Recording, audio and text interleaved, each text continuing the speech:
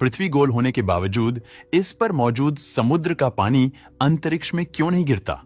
और पृथ्वी के रोटेट होने के बावजूद हमें उसकी रोटेशन महसूस क्यों नहीं होती? और पृथ्वी ग्रह के नीचे क्या है, यानी यह किस चीज के ऊपर टिकी हुई है? यह सवाल सुनने में भले ही बहुत बेसिक और सिंपल लगे, लेकिन इनके जवाब आपके होश उड़ा देंगे। आज के इस वीडियो में हम आपको पृथ्वी से जुड़े ऐसे ही सवालों के उत्तर देने वाले हैं। अगर पृथ्वी के नीचे कुछ है ही नहीं, तो आखिर ये एक ही जगह पर कैसे टिकी हुई है?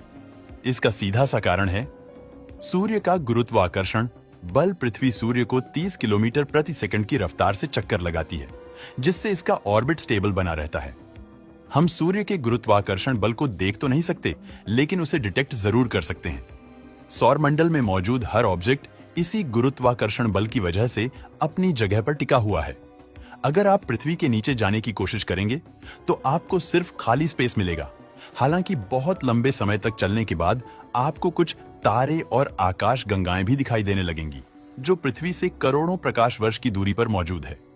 पृथ्वी अपनी एक्सिस पर क्यों घूमती है और ये सूर्य का चक्कर क्यों लगाती है? ये सवाल सुनने में भले ही बहुत मामूली लग सकता है, लेकिन इसका जवाब बहुत ही इंटरेस्टिंग है। आप में से कई लोगों का यह मानना होगा कि पृथ्वी सूर्य का चक्कर ग्रेविटेशनल फोर्स की वजह से लगाती है, जो बिल्कुल सही बात है। लेकिन हमारा सवाल इससे भी थोड़ा डीप है। आखिर हमारी पृथ्वी ने सूर्य का चक्कर लगाना शुरू ही क्यों किया था?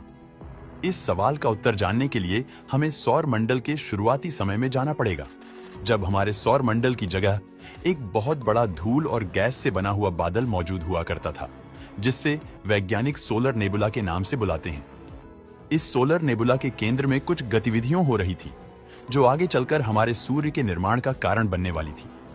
केंद्र का गुरुत्वाकर्षण ज्यादा होने की वजह से धीरे धीरे वहां मैटर कलेक्ट होना शुरू हो गया और उस बादल के केंद्र की डेंसिटी बढ़ने लगी, और एंगुलर मोमेंटम को कंसर्व करने के लिए बादल का केंद्र अपनी ही एक्सिस पर रोटेट करने लगा।